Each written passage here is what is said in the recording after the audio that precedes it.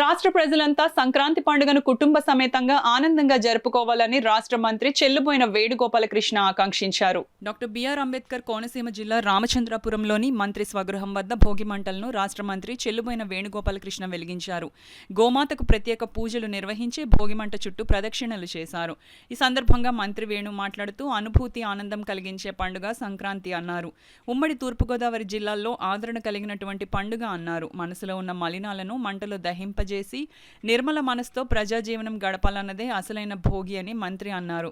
ఈ సంవత్సరం అందరికీ మంచిగా పంటలు పండడం ద్వారా గ్రామాలలో కళకళలాడుతూ ఆనందంగా సంక్రాంతి పండుగను జరుపుకుంటున్నారు. సాంప్రదాయాలకు ప్రధానంగా పెద్దపీట వేసిన ప్రభుత్వం జగన్మోహన్ రెడ్డి ప్రభుత్వం అన్నారు.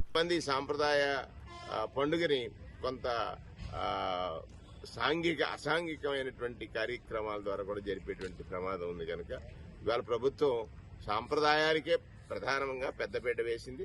ఆ పెద్దపీట వేయడం ద్వారా సాంప్రదాయ పండుగ జరిపించాలని కోనసీమ ప్రాంతంలో కోనసీమ అందాలతో పాటు కోడి పందాలు, కోనసీమ అందాలతో పాటు కోడి పందాలు, ఎడ్ల పందాలు, అలాగే ప్రబల తీర్థాలు, బాలబాలికలందరూ కూడా పట్టు వస్త్రధారణ, ఇదంతా ఒక శోభాయమానమైనటువంటిది. లేకపోతే శోభాయమానం ఇది కదా నిజమైనటువంటి జీవనంలో పొందేటువంటి అనుభూతి ఆనందం రెండు కలిగించేటువంటి పండుగ. ప్రత్యేకంగా ఈ సంవత్సరం అందరికీ మంచి పంటలు పండటం ద్వారా అందరి ఇళ్లు కలకలలాడుతూ ఉన్నాయి. వారి యొక్క పుత్ర పౌత్రాదులతో అంటే కొడుకులు, కూతుళ్ళు, తర్వాత మనవలు అందరితోటి కుటుంబం కలిసి చేసుకునేటువంటి సంక్రాంతి.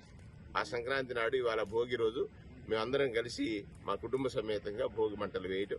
కుటుంబం అంటే నా మిత్రులు అందరూ కూడా ఇక్కడ కలిసి ఉండటం అనేటువంటిది ఒక గొప్ప ఆలోచన. దానికి తగ్గట్టుగా అందరూ కూడా ఆనందాన్ని పంచుకోవాలని సంక్రాంతి శుభాకాంక్షలు తెలియజేస్తా ఉన్నాం.